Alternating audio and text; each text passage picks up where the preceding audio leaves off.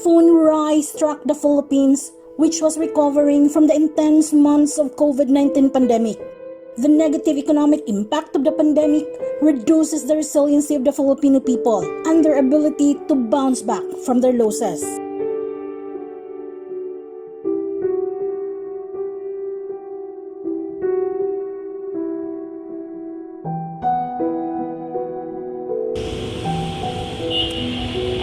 City parking area. This is the terminal of the My Bus. The significant damage of the typhoon to health facilities, schools, essential lifelines were massive. It compromised access to safe water and sanitation and heightened the risk of diseases outbreaks, as many affected people were subsisting on springs and wells. Water started to get scarce, as the water supply was another casualty to the storm. What we have stored in our tanks are preserved for domestic water use, and washing clothes was definitely not included. So we searched for probable water source somewhere. We went out to check Gina, a friend who worked in my neighbor's household, whom I have known to live in a riverside village near us, hoping she could lead us to a water source nearby. And what a luck, as we have discovered that my friend had their own shallow well and their very own backyard. So Gina's well became our haven for washing clothes, bathing, and source of water for our home consumption as the humidity rose up every day following the storm.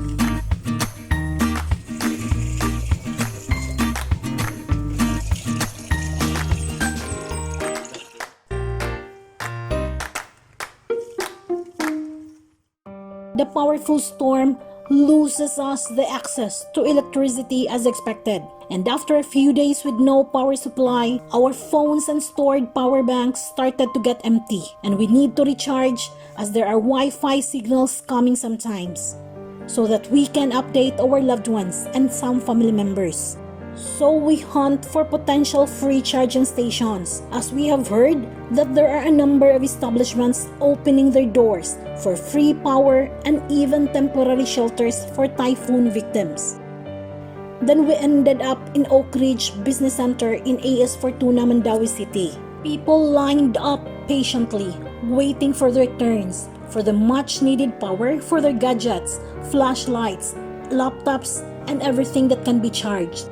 Then I realized that Cebuanos are really good-natured people, as there were no violence, looting, or lawlessness happened despite the severity of the situation.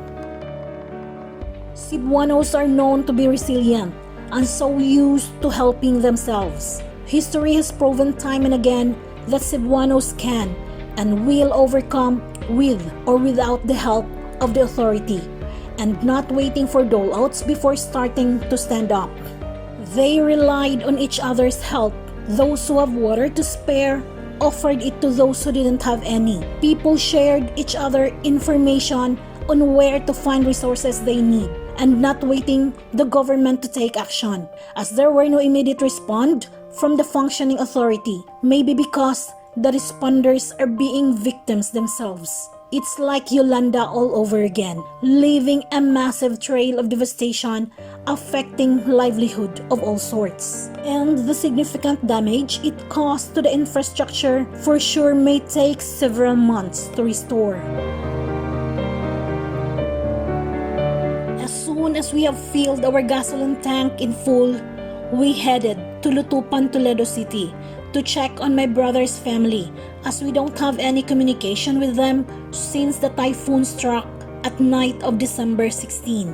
This is the first time we went out of our locality, and then we realized the extent of the damage Typhoon Rai brought to our island. Some areas looked like a war zone. This is the scene of the devastation of Odette here in Naga. So this is the coastal park, the Naga boardwalk.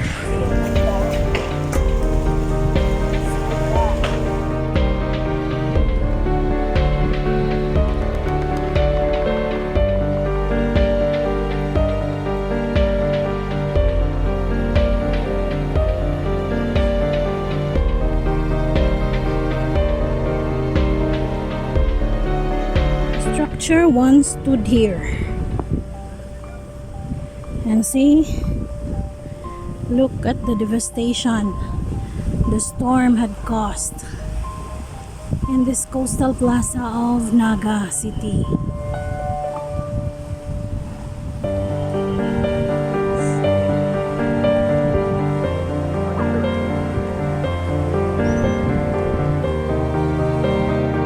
As we continued going southwest towards Lutopan, we saw the devastation firsthand. What used to be my comfort trip back to the place I once called home, now replaced with fear and uncertainty. So many damaged homes along the way. Kumusta kaha ang pamilya sa akong magwang? Could their homes be spared? How about my friends? I spent a part of my youth in Lutopan, and the place somehow became dear to me. I really considered it my home, and it's a part of who I am. And what a relief when I saw my nephews along the road as we arrived, and they were fine.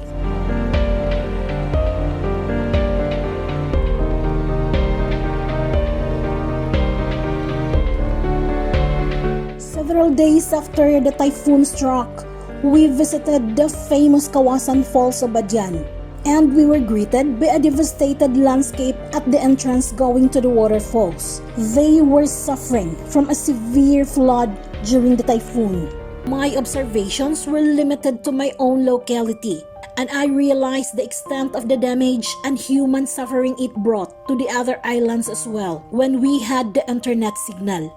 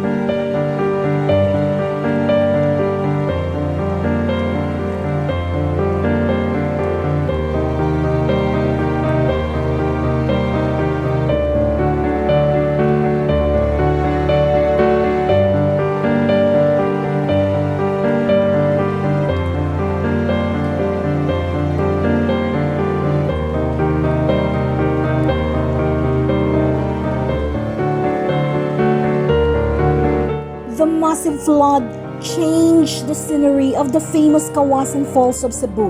Its landscape transformed beyond recognition, a stark reminder of nature's power of destruction.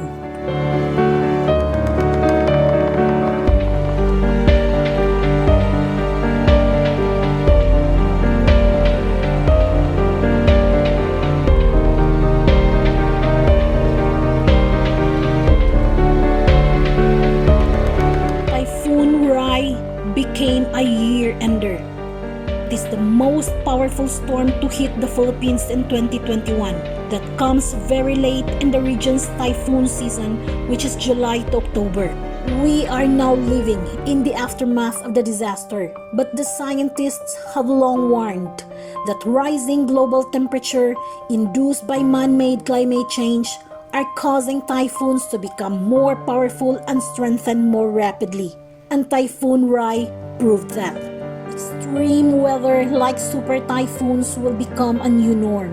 So lots of prayers and adaptations are the only key to survival. But as humans, we will continue to thrive despite and in spite of. It is not just about what the typhoon has taken away from us that only matters, but how we deal with what we are being left with. The future isn't bleak, just as what Mother Nature had conveyed. There is hope for a new tomorrow.